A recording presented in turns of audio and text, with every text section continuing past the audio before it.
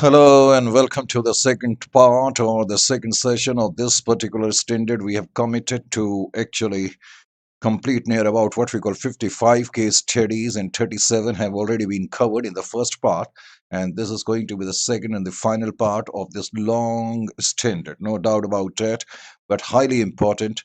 And I personally hope that by now you have got a fair bit of idea regarding this particular index. So as far as five-step model is concerned, to recognize the revenue, we have already covered what we call three.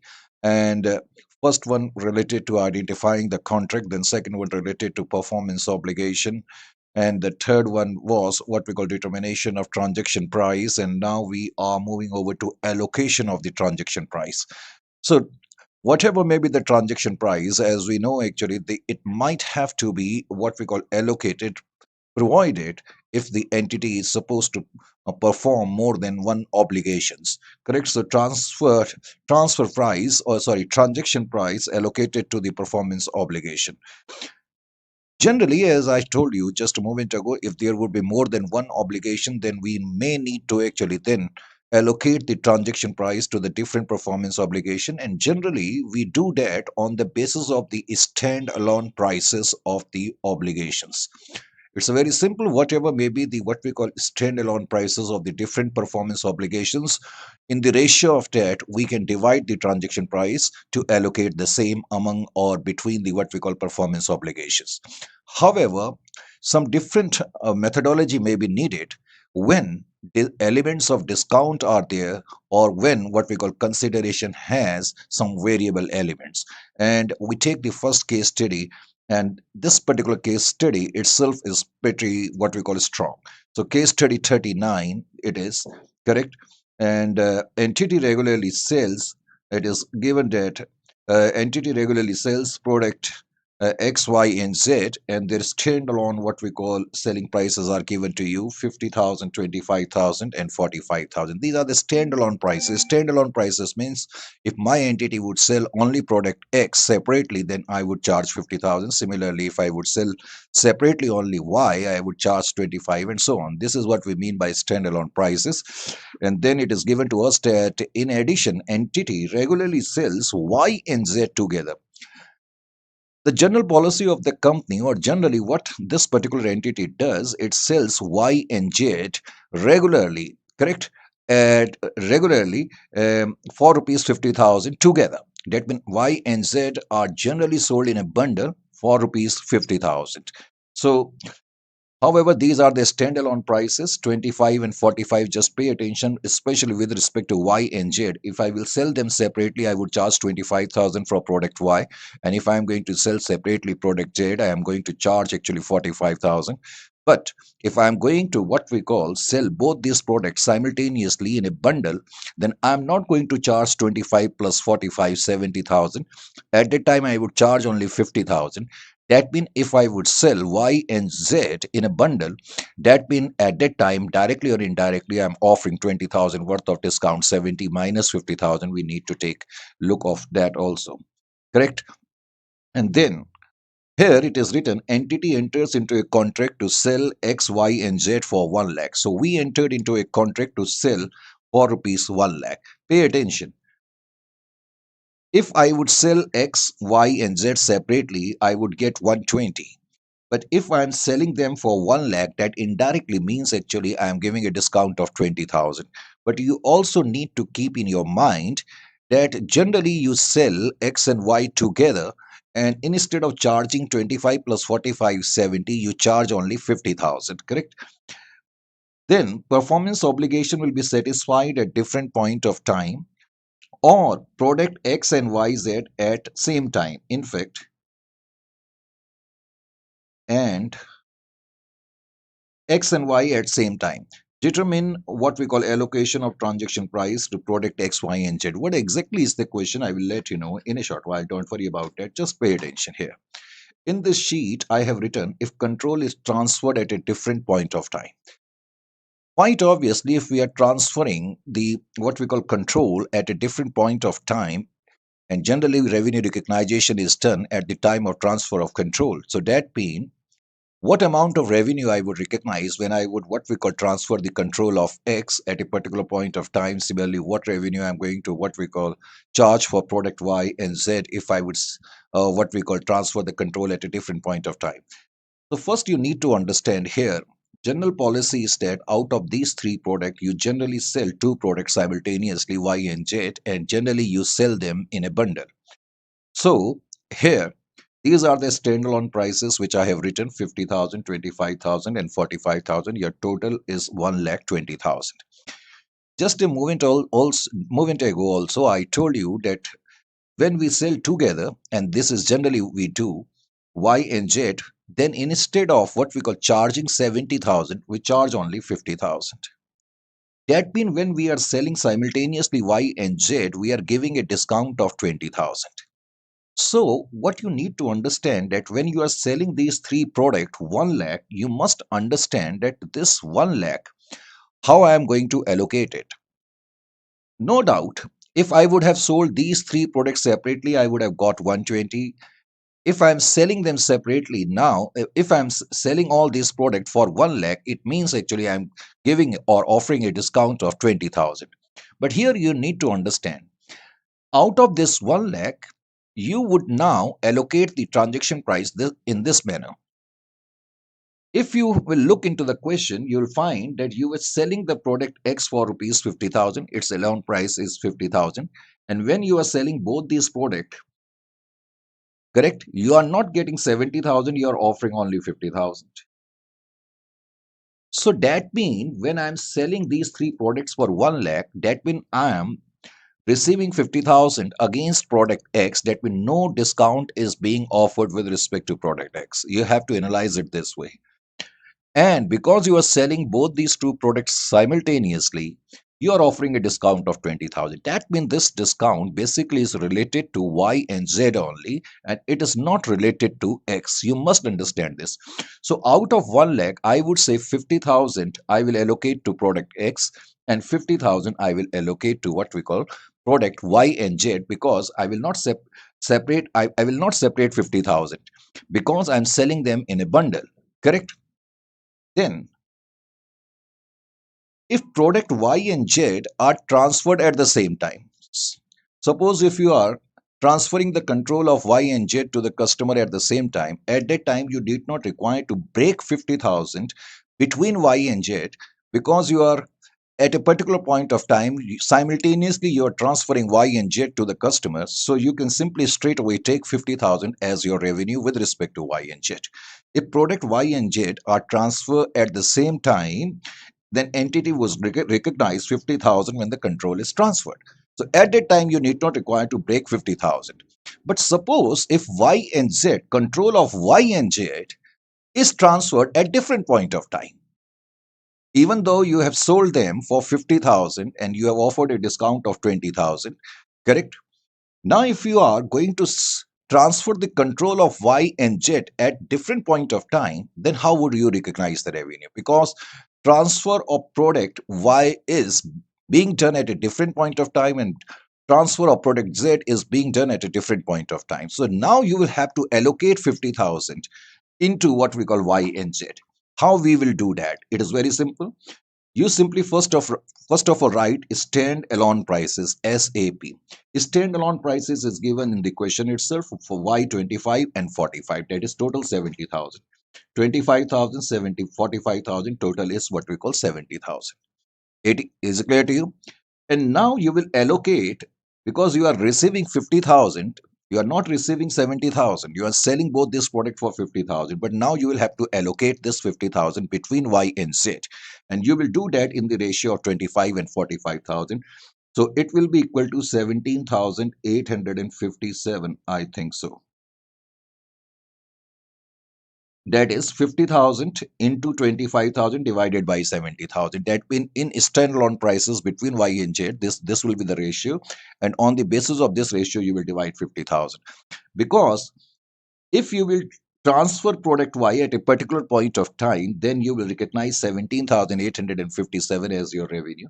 And similarly, when you will transfer the control of Z at a particular point of time, then you will recognize a revenue of 32,143. That is 32,143. You can do the calculation by yourself.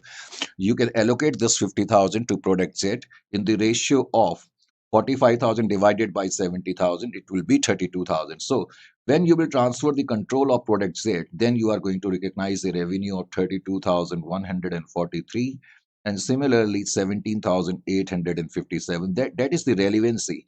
When control is transferred at a particular point and when control is transferred at different point of time. Point is that when you are going to transfer the control, then only you are entitled to recognize the revenue. That's the point we need to consider. Then we will stress the same case study, correct? Although I have written now case study 40, so I will stress the same case study after 39. Same data is there, correct? Same data is there, but now I have redefined this particular case study. Suppose entity enters into a contract to sell product X, Y, and Z along with promise to transfer product alpha. I should write before that continuing the previous case. Continuing the previous case. Suppose previous case is continued, and as per previous case, we know this entity sells X, Y, and Z for rupees 1 lakh, and generally it sells Y and Z simultaneously for 50,000. Correct? Now we continue the same case. Suppose entity enters into a contract to sell product X, Y, and Z along with promise to transfer product alpha. Now another product is added to the list of X, Y, and Z. Correct? And now the entity will charge total consideration in the contract. Now, when entity was selling X, Y, and Z, entity was charging 1 lakh from the customer. But now consideration of the contract is rupees 1 lakh 30,000. Standalone price of alpha is highly variable. Variable means the, its standalone price is not fixed. It is highly fluctuating. Sometimes you sell at a particular rate and sometimes you sell at a different rate. Standalone price of alpha is highly variable as it is sold in the range of rupees 15,000 to 45,000. You can see the fluctuation. There is no what we call rigidity as far as price of alpha is concerned. You sell it what we call either for 15,000, 16,000, 17,000, and till up to 45,000. Correct? Now my question is, determine the standalone selling price of product X, Y, and Z alpha using residual approach. Using residual approach. So what price you would now allocate to alpha? That means out of 130 the consideration which you would receive, that means how will you allocate what we call transaction price now among these four products X, Y, and Z, and besides now there is alpha. It is very simple, correct? Through previous case we know that we are selling the product X at its standalone price because Y and Z are being sold simultaneously in a bundle, and Y and Z are simultaneously sold for rupees 50,000 in a bundle, isn't it or not? So out of 130, I may say 50,000 is the standalone price of X, or we may say that 50,000 can be allocated to X. It is directly observable, we may say, if you want to tell to somebody which method you are adopting, which method or methodology you are adopting to allocate the transaction price, you can simply tell the other fellow, it is directly observable, correct? And Y and Z you are being sold 50,000. Again, it is directly what we call observable because although here you are giving them what we call some discount, isn't it or not? Here you are giving some discount. That's the point is. So you need to understand here. So both these what we call prices we can infer. And now out of 130, if we have allocated 1 lakh to X, Y, and Z, then obviously we are left up with only 30,000. So this can be allocated to alpha. And this time, this methodology of what we call allocation, especially in the context of alpha, will be known as residual approach. But residual approach can be appropriate and it can be inappropriate. Whether it is appropriate or inappropriate, how we can find it out? Just have a look. You have been given that alpha is sold in the vicinity of 15,000 to 45,000. And because this price is falling what we call in this bracket, so we may say it is quite appropriate in this case because this price is easily falling in the bracket of 15,000 to 45,000, so we may say this is the situation. Correct. And now, suppose same question I continue. Suppose I say total consideration is 1,05,000. If total consideration is 1,05,000, obviously out of that 50,000 I will allocate to product X, and Y and Z will get a total pie of 50,000. But we will be left up with only 55,000 for alpha. Of course, as per residual approach, we may say that this much of transaction price can be allocated to alpha. But this time, this residual approach is inappropriate because the price which we are allocating to alpha, it is not really the price which alpha commands, because alpha can be sold either for 15,000 till up to 45,000, but 5,000 is not what we call coming anywhere close to this particular price. So this time we may say our what we call residual approach is inappropriate, so we may have to hunt for some other methodology to allocate the transaction price. This is the point which you need to know. Then case study 42 we go for. Here in this particular case study we see that there is an entity, it enters into a contract with a customer, and this is a very strong case study. Even the case study which we did is quite strong. In fact, it was a single case study. I have broken that into parts. Now this is case study 42. In this case study, entity is there, enters into a contract with a customer, and the contract is that we are going to sell you two intellectual property licenses, and one is A and another one is B. Obviously there are two separate performance obligations in this case, and these performance obligations are satisfied at different point of time. These performance obligations are satisfied at different point of time. The meaning should be clear to you now. That means when you will sell product license A, at a particular point of time you will recognize the revenue at that time. Likewise, when you are going to actually sell product B, then you are going to recognize the revenue at that time in respect of product B. Standalone prices is given to you 16 lakh and 20 lakh, total makes 36 lakhs. These are the standalone prices. That will logically, generally, when you sell product A, that is license A, in fact, when even if I would sell product, you construe it as license. So when entity will sell product A, it would charge 16 lakh. And when likewise, when we will sell product B separately, we will charge 20 lakhs. These are what we call standalone prices. Now it is also given that it is transferred at the inception. That means when the contract took place, we transferred license A at that time. However, license B was transferred 1 month later. Correct? So both these licenses were given. Now on the data which we have gone through, question number one based upon this data is that price of license A is fixed. So it is given to us that price of license A is fixed. That means whatever we have given, whatever is the standalone price, you are going to give us this much. And price of license B is consideration at 3% of customers' future sales of product that use license B. And as far as license B is concerned, we have told to the customer that this price 20 lakh is based upon your future sales of the product. So quite obviously, in this case, how we are going to recognize the revenue? See here, because product A, when it is transferred, and it is already transferred at the inception date itself, so we are going to do the recognition for license A when it is transferred, and obviously 16 lakh worth of what we call revenue we are going to recognize without an iota of doubt. However, when we are going to transfer license B, here we are not going to recognize the revenue at the time when we are what we call simply giving the license. Rather, because this time it is based upon sales, and it is better known as sales based royalty.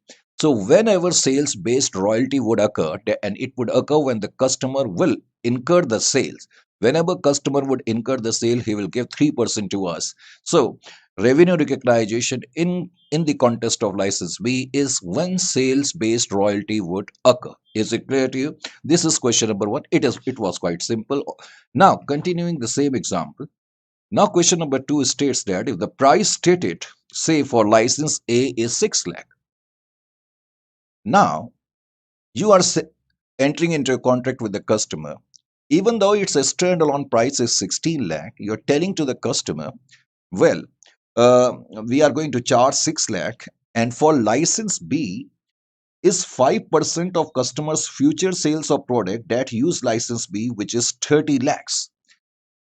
This time, if you will look very closely, because chances are there that we might get confused. We might think standalone price of license A is 16 lakh and now it is given 6 lakh, and whereas the standalone price of product B is 20 lakh, and here it is almost 30 lakh is given. Remember one thing, total earlier was 36 lakh, even at this particular moment it is 36 lakh. But now we are telling to the customer, if you are going to use our license A, you will pay us 6 lakh, and if you are going to use our license B, you are going to pay us 30 lakhs. However, when you are going to use our license B, we are not going to get the amount entirely. In fact, you are supposed to pay us at the rate of 5% of your future sales. This is the point here, till up to this stage. And now, when license A is transferred, and it is also given that license A is transferred 3 months later. So this time, license A is transferred 3 months later, and it is also given that royalty due from the customer's first month of sale is 4 lakh. How you are going to do the revenue recognition? We are transferring under question number 2 license A and license B. License A is being transferred for 6 lakh and license B directly or indirectly transferred for 30 lakh. That's a different matter, that license B is transferred on the condition that we will get the revenue in sales based royalty. That means it will depend upon your future sales, no doubt about that. Whenever you are going to incur your future sales at the rate of 5%, you will pay us, and in total you are going to pay us 30 lakhs. Now in this case, when license B is transferred, when license B is transferred, correct,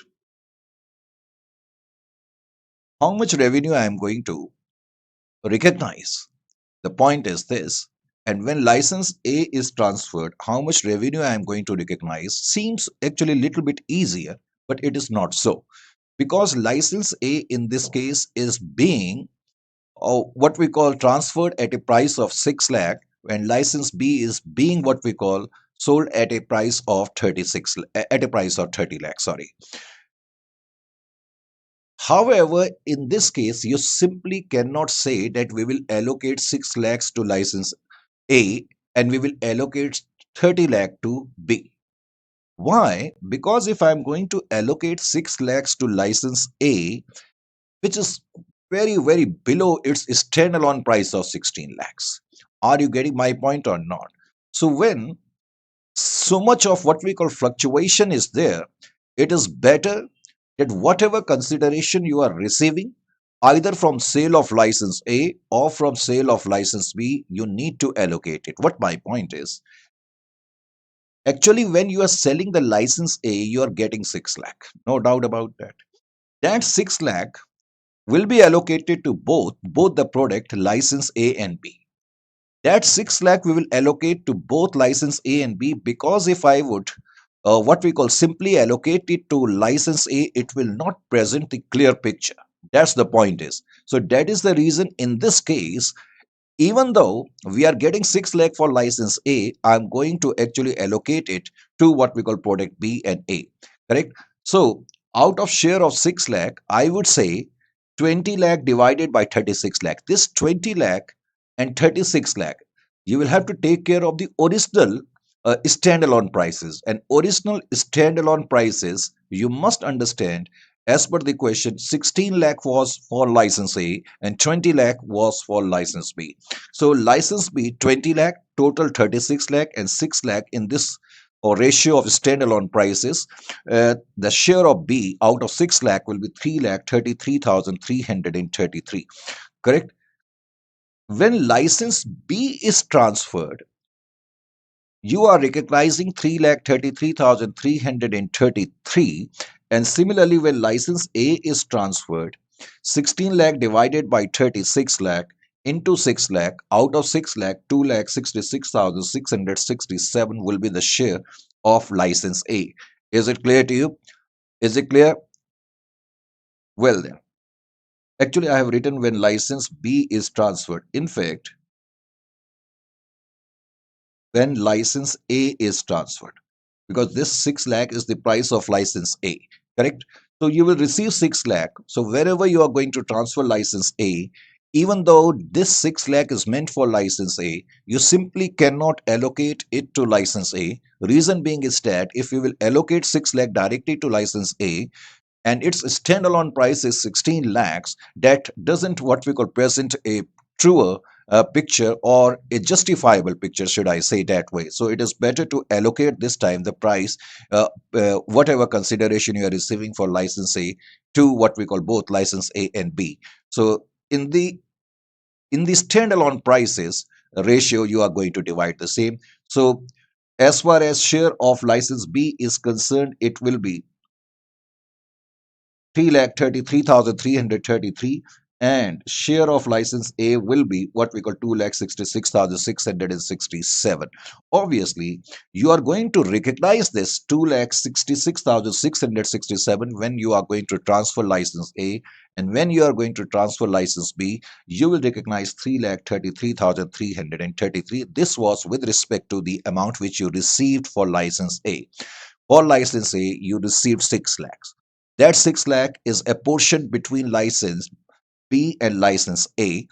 Share of license B will be considered 3,33,333, and share of license A will be considered this much. And obviously, when the control of respective what we call licenses will be transferred, you are going to recognize this. Now, besides that, in the first month, royalty due from customer is actually 4 lakh. Obviously, we know that royalty, whatever we are going to get, that relates to license B. But now, see here, even though this royalty relates to license B, we cannot simply allocate it to license B, because the standalone price of license, basically license B, is 20 lakh. And if I will take entire 30 lakh to license B, again it will not reflect its true standalone price. So that is the reason whatever amount you are going to get, even for license B, that again should be apportioned between both the licenses. That is the point you need to understand. So revenue. So as far as 4 lakh is concerned, out of 4 lakh, share of license B, this is license B, in the standalone price, share of license B I have written here, 2,22,222, because this performance obligation, when it will be satisfied, that means at the end of the first month, you will recognize 2,22,222, whereas 1,77,778, it will relate to product A, no doubt about it, because you are apportioning it. You are apportioning it. But because till the end of the first month, license A is not transferred, it is not yet transferred. Remember, license A this time is transferred after 3 months. So instead of considering it as a revenue, you are going to consider it as a liability. And when the performance obligation will be satisfied, that is when license A will be transferred, then you are going to recognize this amount. So this is the situation in this particular question. Now, again, there are some really strong studies today in this particular session, and case study 43. After some time, you will have some easier case study. Don't worry about that. In case study 43, it starts 1/4/2022 from here. And as per this particular case study, there is an entity. Entity is a consultancy firm. And point number one, enters into an arrangement to provide due diligence and valuation and software implementation services to a customer for 2 crore. So contract is that we are going to give you due diligence services, valuation services, and software installation implementation services to a customer, and the consideration is 2 crore. Point number two states that consultant can earn 20 lakhs bonus if it completes the software implementation by 30th of September 2020.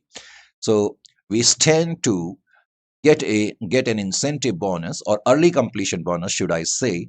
And if I'm going to complete the task prior to in fact prior to or by 30th of September 2020, or rupees 10 lakh bonus if software implementation is completed by 31st of 12 2020. So this is the situation in this case. If I am going to actually complete the task, implementation task of the software on or before 30th of September 2020, I will get early completion bonus of rupees 20 lakh. Whereas if the task completes by 31st of December 2020, then in this case, I am going to get a bonus of 10 lakh. But I definitely would get early completion bonus, either 20 lakh or 10 lakh, depending upon my completion. Then point number 3 states that all services are distinct and accounted for separate performance organization. That means due diligence services, valuation services, and software implementation services are distinct and different performance obligation. Consultant allocates the transaction price without considering the bonus on a relative standalone price uh, as follows. We are not given in this question the standalone prices, but he simply states that the consultant has already allocated the transaction price, and the transaction price of 2 crore is allocated this way to due diligence. This DD stands for due diligence, that is 80 lakhs, and 20 lakhs for valuation, and for software implementation it is 100. So this way 2 crores or 200 lakhs have been actually already allocated by the consultant, but while allocating he did not took into account the bonus. But you need to keep in your mind that bonus is not related to all the product. Bonus is related only to software implementation. You stand to get the bonus for the early completion of the software implementation, correct? So after point number 4, point number 5 I have written over here, that is on 1/4/2020, consultant does not include the early completion bonus at inception. That means when he allocated the transaction price, he did not take into account the early completion bonus, and moreover, it is already written earlier. Now, after point number 5, point number 6 I have written over here. Before that, you need to take into account the date 1st of July 2020, and this contract took place on 1st of April 2020. Now on 1st July 2020, what is happening? Consultant decides to include rupees 20 lakhs of bonus. Now consultant, because earlier he might not be feeling confident of what we call completing the task before the specified dates, so he thought better to not to actually take the bonus into account while factoring in the what we call consideration.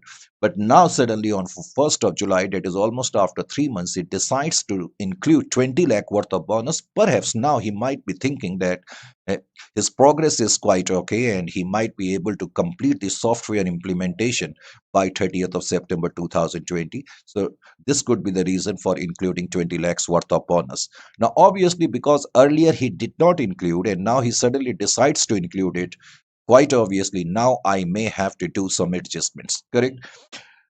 Again, here, that means on this particular date, it is given to you that this entity has already performed its obligations with respect to due diligence 100%.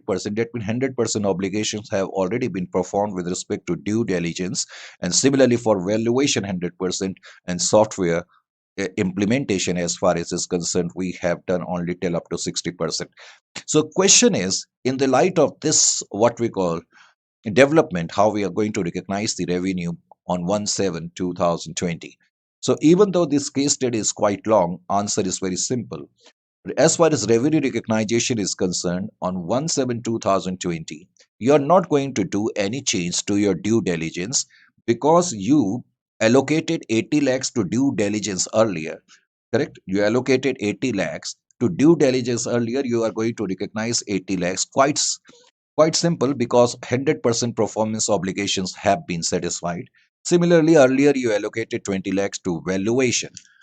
to valuation 20 lakhs, and you are going to actually consider 20 lakh as the revenue for valuation, because again 100% performance obligation is met. However, software implementation, as far as is concerned, earlier you allocated 100 lakhs to it.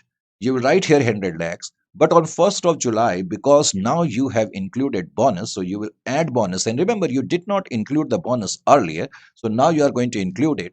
So that means the total consideration or the total transaction price of software will be now 120. But however, you have achieved only 60% of your performance obligations. So 60% of 120, 72 lakhs now you are going to recognize as your revenue. Correct? Strong case study. So all the case studies which we did so far are strong. And honestly speaking, now onwards, the task is a little bit easy. So we now reach the final part of this particular standard, and step 5 deals with, of course, measurement of revenue and recognition of it. So we know that revenue recognition is done quite obviously, as just a moment ago we also talked about, when performance obligation is satisfied. Prior to that, you simply cannot what we call recognize your revenue. So when performance obligation is satisfied, and when the performance obligation would be satisfied, when you have fulfilled your promise. What was your promise? Promise was to what we could transfer either good or service. So when promised goods or service is transferred to the customer, we may say performance obligations have been satisfied. Now, when we say that we have perform the performance obligation, or when we say promised goods or services transferred to the customer, indirectly it means we are transferring the control. Here transfer basically stands for control. Now indirectly or indirectly it means revenue recognition should be done when the control is transferred, isn't it or not? Now there are two situations when control could be transferred. Either control could be transferred over time. Over time means over a period of time, say after 1 year, say after 2 years, after 1 month, after 4 months. That means over a period of time we may transfer the control to you. Correct? Now, second situation is that first one is over time, and second one is that at the point of time. At the point of time means I will simply tell you, I am simply telling the customer that I am going to transfer the control at a particular moment to you. Correct? When that movement would arise, even neither you nor I know at this particular moment. But at a particular moment, I am going to transfer. So that means I am not committed to transfer this particular what we call control to you, say after 3 months, 4 months, 5 years. Correct? But at a particular moment, I am going to transfer the control. Remember one thing, 99.99% revenue is recognized on the basis of transfer of control at the point of time. 99.99%. So basically, we need to know when control is transferred over the time. Are you getting my point or not? And standard has set out some what we call criteria for the same, which we'll talk about in a moment. Don't worry about that. So basically, you need to know when control is satisfied over a period of time, because 99.99% it is considered that control is being transferred at a point of time. So that means if I will narrow down the discussion, ultimately it means actually we need to know when control is transferred over a period of time. For the same, we take one case study and I will let you know the different criteria. There is an entity by the name of E1. This is case study 44, and it enters into a contract with the customer that we are going to actually provide you monthly payroll, what we call services, processing services for 1 year. For 1 year. Now, very simple case study, no worry about it. My point is, in this case, how the revenue recognition should be done. And we know that revenue recognition is done either at, in fact, it is done when control is transferred. But the point is that when control is transferred, either it is over time or what we call at a point of time. 99.99% it is point of time. But when it is over a period of time, we need to trace it out. Whether the control is being transferred over a period of time, we need to go through some criteria. See here, the first criteria is that if I want to know whether I am transferring the control over a period of time, then I need to consider these criteria. First of all, I would actually look into the fact whether the customer is simultaneously receiving and consuming the what we call benefits. If I'm As the contract is progressing, I'm giving him some what we call services, goods or services, which he is consuming. That means there is simultaneously what we call giving and taking. If it is the situation, that means, and remember one thing, out of these criteria, if any of the criteria gets satisfied, then it will be considered that it is a case where control is being transferred over a period of time, because in this case we are giving them monthly processing services. That means every month we are giving them services, every month they are consuming the same. That is the point. That means the first criteria is satisfied. Logically, if the first criteria is satisfied, I need not require to hunt for the other criteria, to be very honest with you. So in this case we may say this is a case where performance obligation is being satisfied over a period of time. That means every month you are in a position to recognize the revenue. However, what are the other criteria? An asset is created that an asset is created that customer control. If contract is such where I'm creating an asset and customer is controlling, then it means actually that it is a case of a performance obligation being satisfied over a period of time. Similarly, in case of termination of agreement before the and maturity and contract is transferred to another entity, then the another entity need not require to re-perform the services for expired months. Suppose there is a contract between you and I for, let us say, 5 years. Now, after 12 months, suddenly this contract gets terminated, correct? And if this contract gets terminated, obviously now the client will go for what we call other entity to perform the task. And if that other entity need not require to re-perform the task which I have already performed, then we may say that it is a case where performance obligation is being satisfied over a period of time. And fourth one, no alternative use to the entity and we have the right to seek the payment. But you will understand all these criteria in the upcoming what we call case studies. As far as this particular case study is concerned, this criteria is getting what we call satisfied, so we need not require to hunt for the other criteria. We may simply say that revenue shall be recognized over a period of time. Now, in order to explain the other criteria, just have a look over here. There is an entity by the name of ABC Limited, and it is a risk advisory entity, sort of audit firms, you can say. They provide their what we call advices with respect to what we call various risks which an entity could face. So it enters into a contract with a client, and this firm and the client has agreement that this entity will provide the audit services. And if client would terminate the contract for a reason other than entity's failure to perform. If entity is not doing the work or performing the work, correct, then quite obviously client has every right to terminate the contract. But if client would terminate the contract for a reason other than entity's failure to perform, that means he is terminating the contract, but this termination is not genuine because we are still performing our work. We are performing it in a well and true manner. But in spite of that, if client breaks away, it is almost like a breach of contract. So if client would terminate the contract, then client would compensate the firm for its cost plus 15% margin. So this is the contract that we will perform your audit services. And if you would, what we call uh, to terminate the contract, then you will pay us, the client will pay us whatever cost we have incurred hitherto, and along with that, you are going to give us a 15% margin. Question again is whether performance obligation met over a period of time. See here, for that, you will have to go through the list of that criteria. The first criteria, as I told you just a moment ago, whether we are providing services and customer is simultaneously receiving and consuming those. So technically speaking, because this time we are giving them audit services, so it cannot be said that if I have provided him 1 month services, he has consumed. Because generally audits, as you know, encompasses a period of 1 year, generally, correct? So it is not possible. So in this case, the first criteria is not what we call satisfied.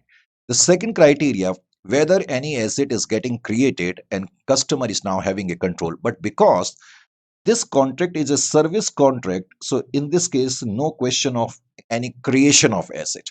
so it, so this criteria is not applicable in this case, honestly speaking. Then the third one was, if the party if the party would terminate the contract, then would we get any compensation? Yes, this criteria is getting satisfied. Yes, third criteria is getting satisfied.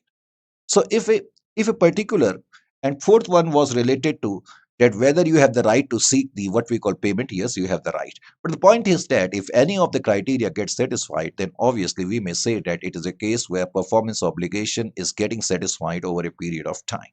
Correct? Then case study 46 states that there is an entity by the name of E1. It enters into a contract with a customer, and this entity is owner or manager of health clubs. And the contract is that the customer will have 1 year access to any of its health club. This customer can use any of the health clubs of this particular entity. Further, the customer will have unlimited use and he will pay us rupees 1 lakh per month. So again, the question is same, whether the performance obligation here is meeting over time or not. So again, you will look into that list. The first point says that of first criteria states that whether the services which you are giving and customer is receiving are being consumed simultaneously. Yes, quite obviously, because you are providing health services, he is consuming the same, he is giving you 1 lakh per month. If the first criteria is set, as I said, we need not require to hunt for any other. So we may simply say that performance obligation is meeting here again over a period of time. So these are the things which you need to take care of. Then case study 47 is there. Case study 47. 1121, we enter into a contract with a client, and the contract is that we are going to renovate the building, including installation of elevator. Including installation of elevators. It means actually there are not two separate performance obligations, because our contract is that we will renovate your building, including what we call installation of elevator. That means actually we are performing one single what we call obligation. Correct? If I would have said this way that I will renovate the building and also I am going to actually install a elevator, at that time it would have been actually meant that there are two separate performance obligations. But here it is stated that we are going to renovate the building, including the installation of the elevator, and also it is written that the elevator is purchased by the entity. Elevator is purchased by the entity means our entity is not the producer of what we call elevators, and of course we have to purchase it from outside. So we purchased it from outside and delivered 6 months before their installation, and we delivered the same, correct, to the client before their installation. Entity uses input method based on cost. This line should not give you any sort of confusion. It is very simple. It simply means that out of your total cost, how much cost you have incurred, that reflects the percentage of the work which you have done. And this method you use to measure your progress towards the what we call completion. Entity has incurred actual other cost of 5 lakh by 31st of 321. See here, your contract is starting on 1/1/21, and just after 3 months, you have incurred cost of 5 lakh, that is by 31st of 321. And then, next point is that entity estimates the following with respect to the contract. Entity is estimating that in order to renovate the building, and of course for installing the elevators, we are going to charge 50 lakhs. Total transaction price is 50 lakh, and there is one single performance obligation. Remember one thing, expected cost, the entity is of the opinion that to install the elevators the cost will be 15 lakhs and other cost will be 25 lakhs, and 40 lakhs is total 40 lakh means 25 15 plus 25, total cost will be 40 lakh, out of which 15 lakh will be cost of installing the elevator and other cost will be 25 lakh. Number one. Number two, entity so far out of this 25 lakh, remember one thing, Out of this 25 other cost, till up to 31st of 3/21, entity has incurred actual other cost of 5 lakh. Correct? The question is, how will the company recognize the revenue if performance obligation is met over time and elevator is already installed? Elevator already installed. This is the question.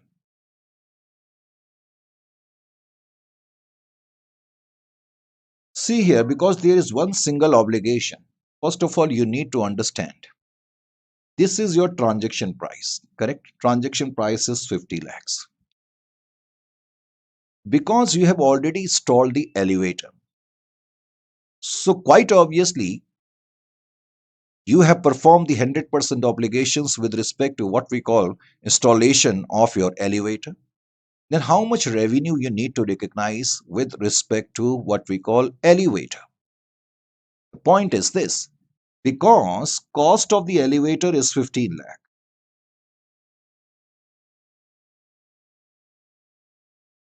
Cost of the elevator is 15 lakh. Are you getting my point or not? And you have performed the 100% obligations with respect to this. So indirectly, and moreover, this elevator actually you did not manufacture. You did not put up any of your own effort to manufacture the same. You simply bought it from somewhere and delivered it to the client. So that means what I would say that out of this 15 lakh worth of consideration or revenue, whatever you may call it, we can say is related to what we call elevator, and rest of the revenue is related to the other cost, because actually other cost are the cost which actually you are really incurring. Try to understand what my point is, because you are not basically building the elevator, you're building the what we call, you're simply renovating the building, and you took the elevator from a third party agency. So I may say that whatever revenue actually I'm getting out of this, I may say 15 lakh worth of revenue relates to what we call elevator, that is equal to the cost of the elevator. Correct? Because technically elevator, I'm not earning anything out of elevator, because I'm simply what we call getting it from a third party and I'm putting it at the disposal of what we call other party, to that is client. So that means here I'm not earning anything. Are you try to understand? That is why I am saying that out of 50 lakh, because installation cost is 15 lakh, at least to meet your cost, you will pluck out 15 lakh of your total transaction price. So total transaction price is your total revenue, no doubt. Out of this total revenue, you have already set aside, let us say 15 lakhs for elevators. So that is why I have written here revenue allocated to elevators equal to the cost is 15 lakh. So we may say rest of the revenue, that is 35 lakh, now relates to what we call relates to other costs. So how to recognize? See here, measure of the progress. I have already told you cost of the elevator is 15 lakh, 100% obligation performed. So obviously, I will recognize the entire revenue related to elevator. Now, I have already told you, you have allocated 15 lakh worth of revenue to elevator. So you are going to recognize 15 lakh worth of revenue. So out of 50 lakh, now you are left up with 35 lakh of your revenue. Now, problem is that as far as other costs are concerned, your total estimation of the cost to be incurred is 25 lakh, while till up to 31st of 3/21, actually, you have incurred only 5 lakh worth of cost. So that means only 20% of your progress has been done with respect to other part. Correct? Other part is renovation of the building. So 20% progress has been made. So quite obviously, now you are going to measure only 20% revenue. Now, don't do the folly of multiplying 20% with 50 lakhs. Now you will consider that revenue related to renovation of the building is 35 lakh. This was the point actually I was trying to make you understand earlier. So 35 lakh you will consider as the total revenue now related to renovation of the building, and 20% of that you are going to recognize. That will make it 7 lakh. Are you getting my point or not? So this was the case. Now we come to contract cost. This, so slowly and steadily, now we are reaching the fag end of this particular standard. So contract cost could be of two types. One, actually, five-step model is already over. Now, these are some special points you can say with respect to this particular standard. Contract cost of obtaining the contract. Cost of obtaining the contract. Actually, contract cost could be of two types. One which is related to obtaining the contract, and another cost which is known as cost of fulfilling the contract. The basic difference is that this particular cost will be the one which is related to the fact that here you are obtaining or getting the contract.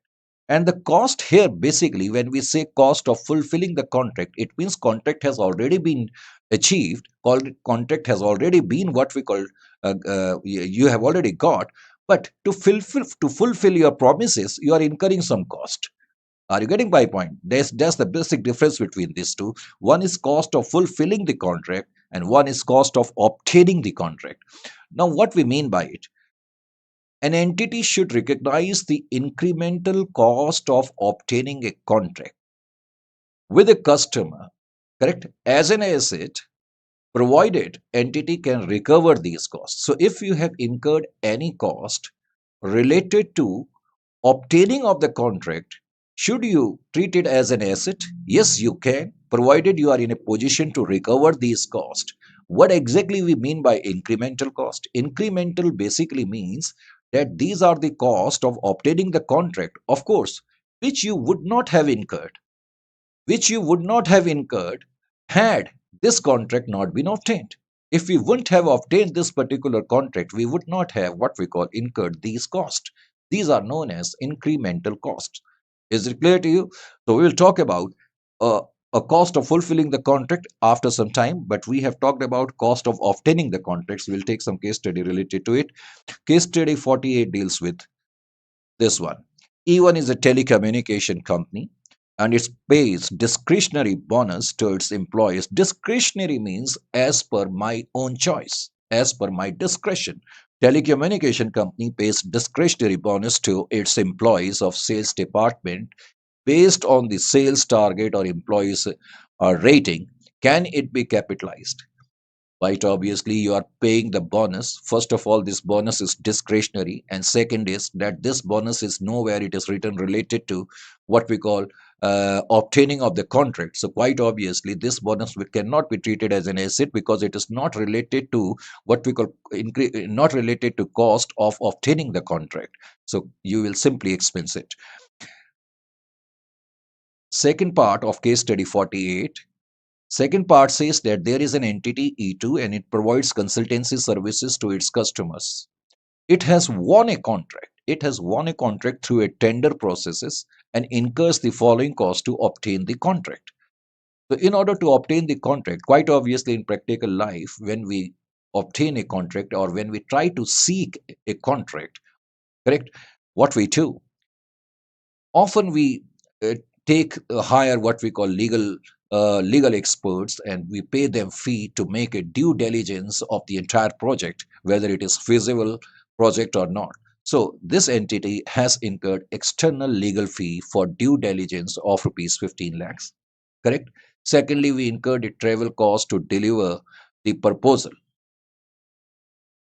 and third one is we paid commission to the sales employees 10 lakh, and total we incurred 25 and 10, sorry, 15, 25 and 10, 50 lakhs, correct?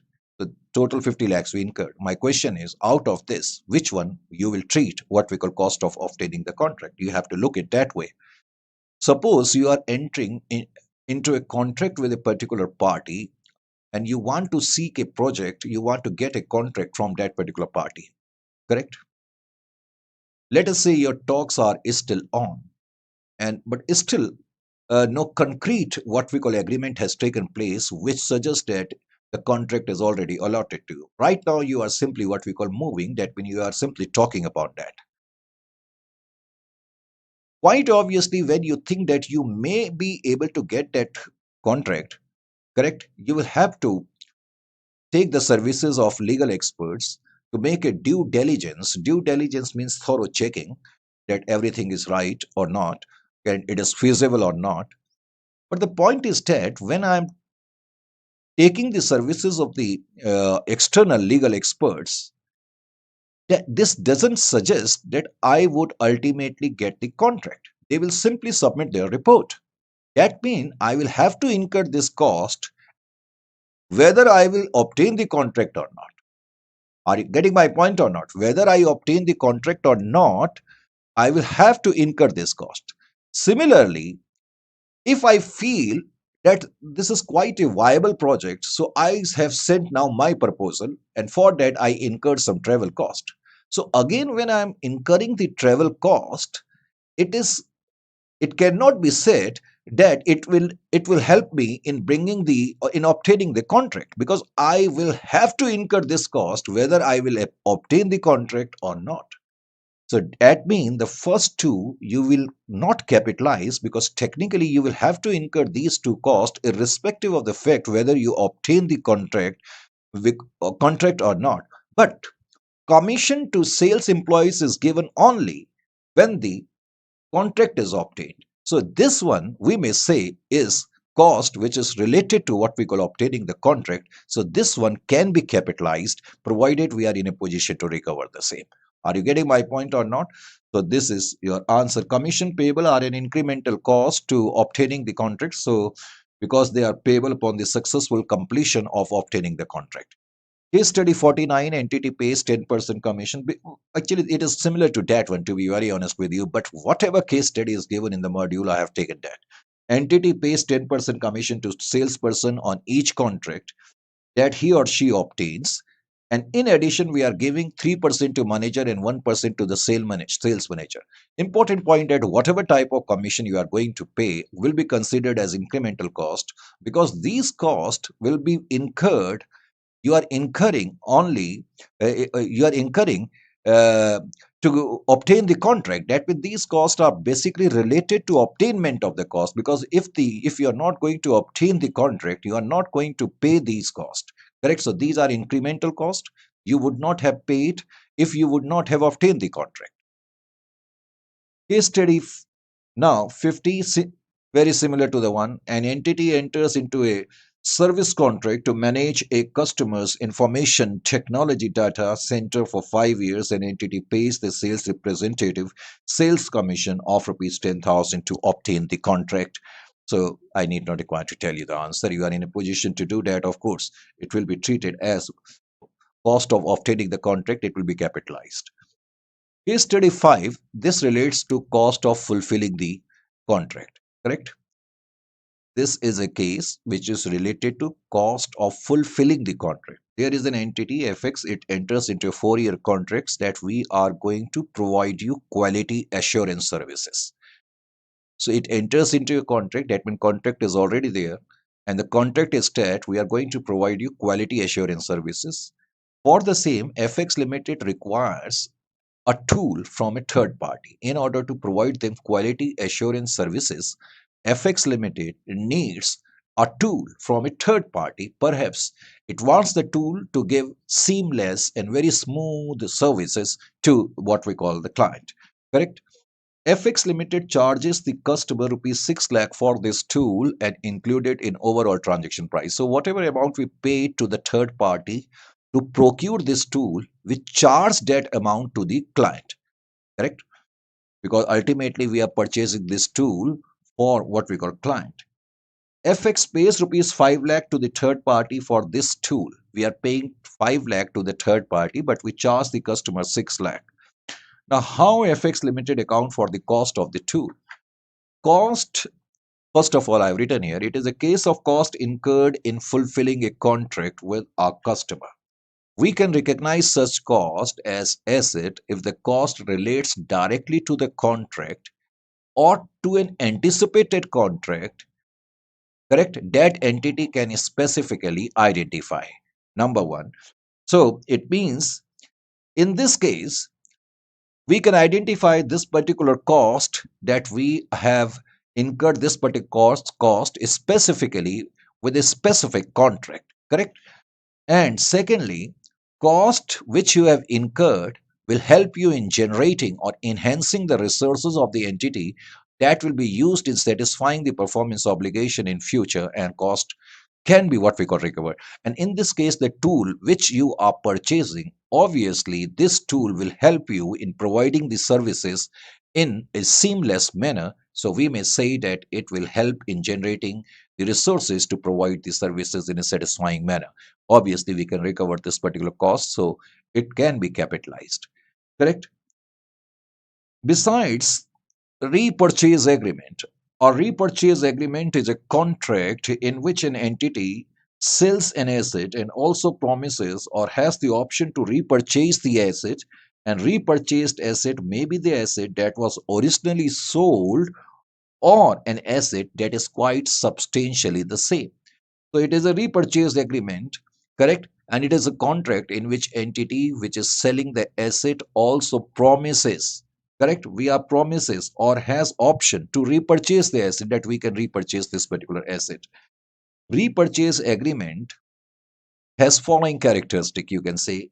Basically, it is a sort of forward contract, because today I'm, let us say, purchasing or selling the assets, and I'm telling that I'm going to repurchase this particular asset or I will resell this particular asset. So it is a case of forward contract. Besides, it contains elements of call option. Or call option means here entity is having the right to repurchase the asset. Here we are having the right to repurchase the asset. We have sold this asset to you today, and we have the right that tomorrow we can repurchase it, of course at a contractual price. And put option means, as each one of you know better than I, here the entity is under an obligation. Call option means we are having a right, and put option means we are having an obligation to repurchase the what we call asset. And case study 53, now it is, and total we committed to do near about 55 case study. So an entity enters into a contract with a customer for the sale of a tangible asset on 1/1/2019 for rupees 1 million. 1 million, that is 10 lakhs. 1 million I think is equal to 10 lakhs. So contract includes a call option. Call option means you are under an obligation. A call option, sorry, means you have got the right. Call option means you have the right. Entity has the right. Put option means obligation. You have the right. The contract contains a call option that gives the right to repurchase the asset for rupees 1.1 million on or before 31st of 12 2019. So you have kept this right with you.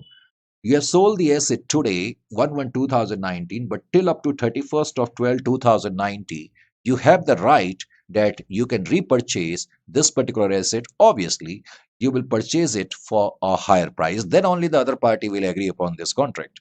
Correct?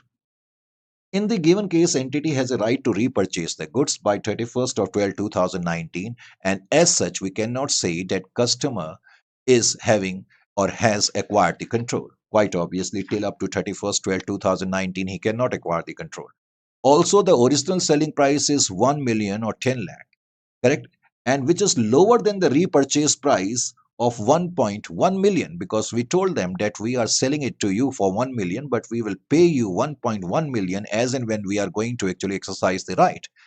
As such, this can be considered as a financing arrangement. So it is known as a financing arrangement, and it will be accounted as follows. We have already seen it earlier, that whatever amount which you have received, you cannot consider it as your revenue, correct? You will treat it as a liability, correct?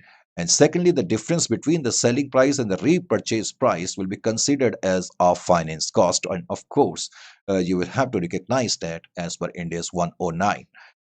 Similarly, case study 54 is here. Entity enters into a contract with a customer for sale of tangible asset on 1/1/2019 for rupees 1 million. Here, again, you are selling for 1 million, again for 10 lakh. Contract includes a put option. Here, you are having an obligation. Here, you are having an obligation. Put option that gives customer the right to sell the asset, correct? For rupees 9 lakh, and you cannot say no because you are under an obligation to buy the same. You sold the asset for 10 lakh or 1 million, but you will have to take it back at 9 lakh on or before 31st of 12 2019. So market price for such asset is expected to be 750, which we are not concerned with that, to be very honest with you. It is just given for confusion. Con- So in this case, obviously, control is not transferred to the customer till 31st of 12, 2019, of course.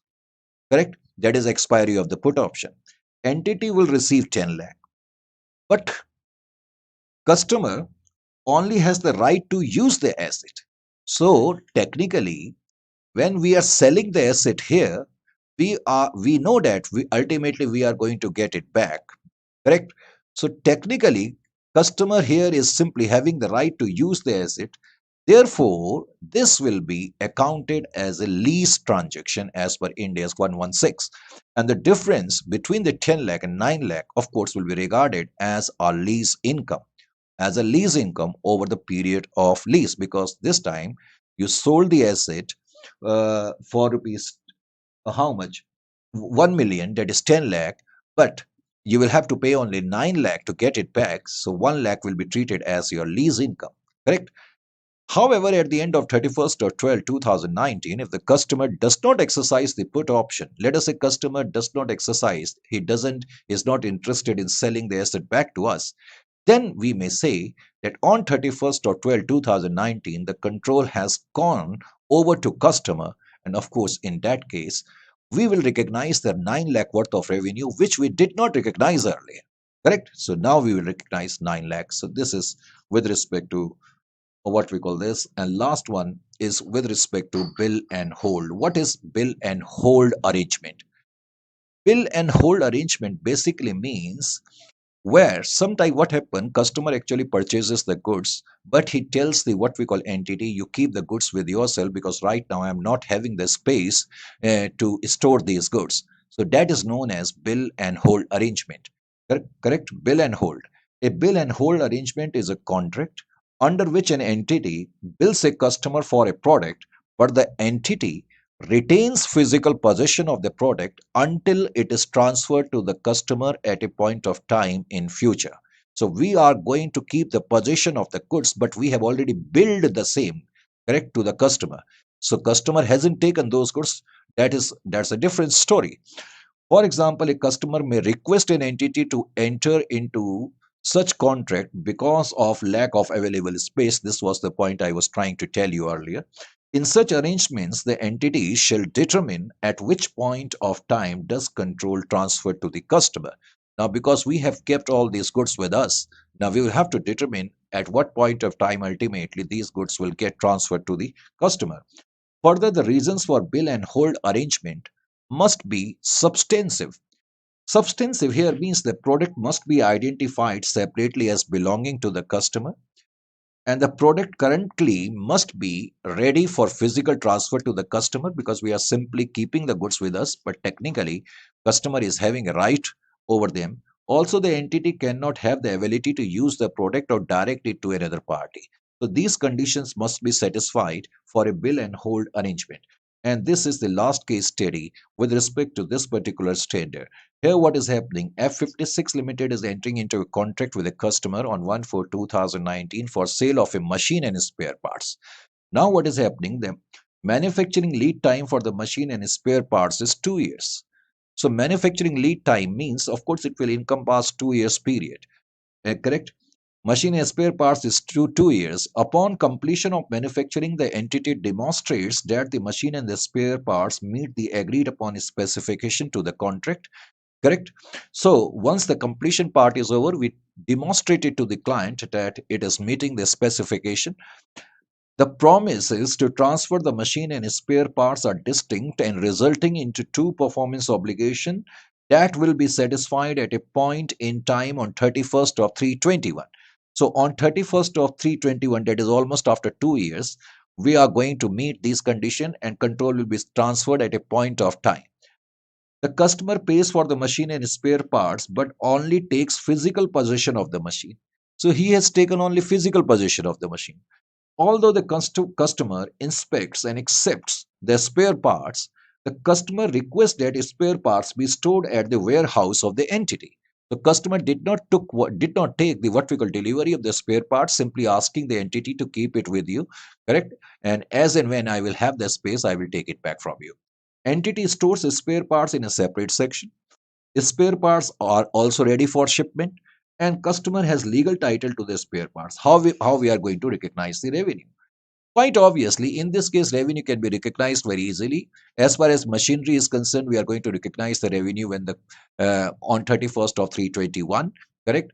And as far as spare parts is concerned, because spare parts is at our disposal, but we can recognize the revenue for the spare parts provided all these three conditions are satisfied. That one, we these spare parts are separately identifiable. These are kept by the entity, but they are ready for the immediate shipment. And third, we cannot use these spare parts uh, in a different manner, or we cannot transfer these spare parts to any other what we call entity. So these are the points which I have written, that machinery has been sold to the customer and physical possession is also given and legal title is also passed. So accordingly, revenue for sale of machinery will be recognized as on 31st of 321, and customer has made the payment. Legal title too has been passed. However, spare parts are in the possession of the entity. So entity shall evaluate if revenue can be recognized on bill and hold basis if all the undermentioned criterias are met. So these are the criterias which I just mentioned. That reason for bill and hold arrangement must be substantive. Product must be identified separately to the customer, and product currently must be ready for the physical transfer to the customer. Entity cannot what we call have the ability, or entity doesn't have the ability to use the product or direct it to what we call another entity. And since all these conditions are meeting, we may say that entity can actually recognize the revenue. 55 case studies, India's 115. We, on our part, have made genuine efforts, I must say, to make it as feasible as possible, as comprehensible as possible. But how much we have succeeded, ultimately, you are the judge, and definitely we are quite keen and eager to have your feedbacks on the same. So, on such note, that these this discussion and the earlier one, of course, with respect to India's 115, must have come up to your expectations. We, as usual, take note of you with wishes and blessings.